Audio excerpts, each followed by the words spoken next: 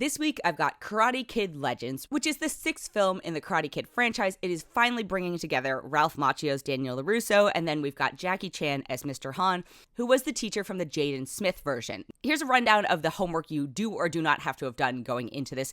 Do you have to have seen the Jaden Smith Karate Kid? No, I honestly don't think so. I had not seen it. I was perfectly fine following this plot because this plot, this shouldn't be a shock to anyone, is very similar to the plot of every other Karate Kid movie. Okay, fine. Do you have to have seen the original Karate Kid films? Certainly helpful to at least have seen the original Karate Kid film where Ralph Macchio is the young Karate Kid and it's got Pat Morita and all that stuff.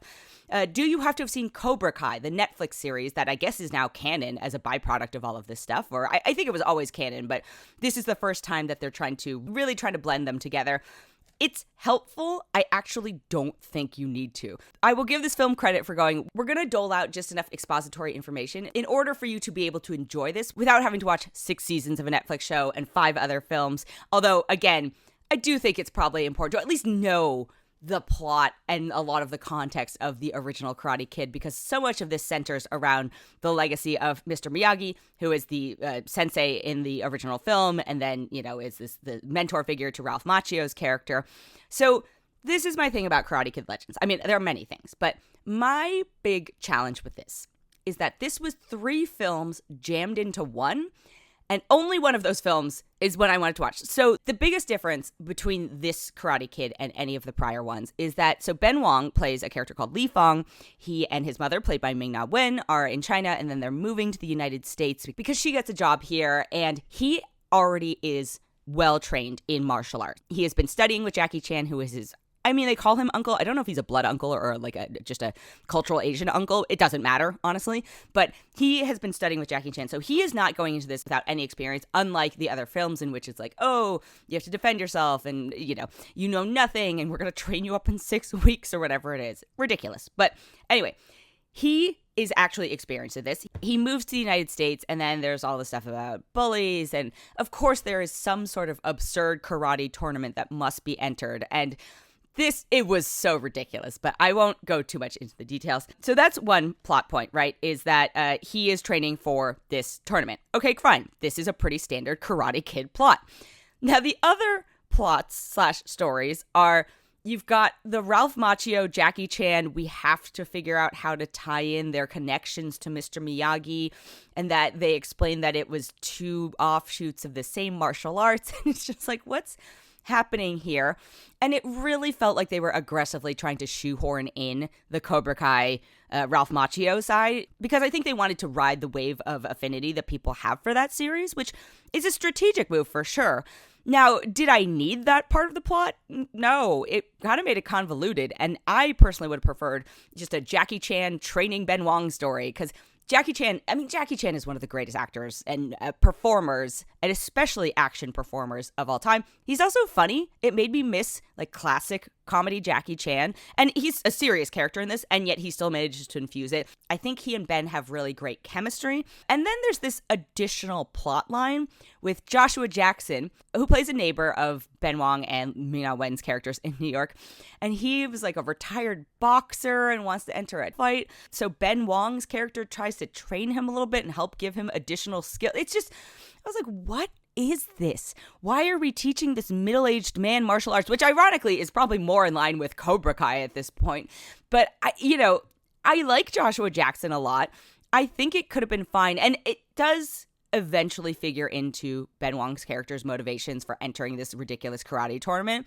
But by the same token, I'm like, there is a much cleaner way we could have done this. Honestly, just stick with there's a bully kid storyline, which is there. Go with that. But they did this whole side tangent with Joshua Jackson, and I was like, oh, okay. This is one of those moments where I'm like, we needed to whittle this down. I actually would have been okay with the Joshua Jackson plotline and then also the Jackie Chan Ben Wong plotline. But the whole Ralph Macchio thing, it just diluted the whole thing in a way I didn't think was necessary. I have a complicated relationship with the Karate Kid franchise as a whole. Just for some context, because it might not be obvious, so I'm a person of Asian descent. I am also a black belt in karate and was a competitive martial artist for years. And so growing up, the Karate Kid films kind of frustrated me, and I couldn't articulate it until much later in life, because One, from just a pure martial artist standpoint, I always was really frustrated. I was like, that's not how any tournament works. That at least I had been to. Somebody can correct me if I'm wrong, but I felt like the representation of real, actual competitive martial arts was besmirched. I was very young when I saw it, but I went, this isn't like what I do. I did have a very cranky Japanese sensei, so I'll give them that. But I think the other thing, and this is something I didn't grapple with until much later in life, is the whole representation and the Pat Morita factor of it. And I think Pat Morita is actually a good actor. I was just frustrated by the way that he was the kind of wise sage character. And then also later when you hear Pat Morita's real voice and you realize that he's a very articulate, eloquent man who is from California and has a non-regional accent, it felt like a stereotype that was going in a direction that was making fun of him. I don't think they were approaching it necessarily with a racist intent, but his portrayal got weaponized against people, and that is something that frustrated me. So I was like, you've handed bigots out there a performance that is now being used to hurt people, and that is always a bummer. And again, I don't think it's Pat Morita's fault. A job's a job, but it did create this ripple effect for me of one, the stereotype of that voice that he does, which when used incorrectly is something that is very offensive. But then there's not just that factor, because also, I acknowledge that plenty of people have English as their second language and might have an accent when they speak it. But then the Ralph Macchio continuation of it, and he's not doing an impression, let's say, but especially in Cobra Kai,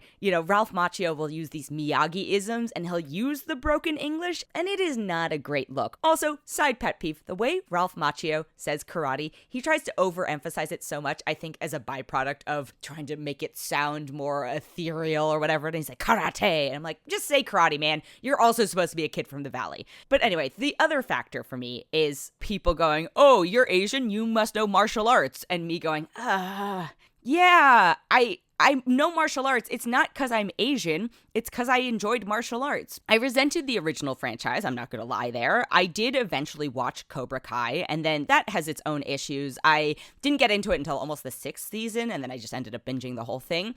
I thought what they were trying to do there was, I don't want to say right the wrongs of the original Karate Kid, but they were trying to be more inclusive.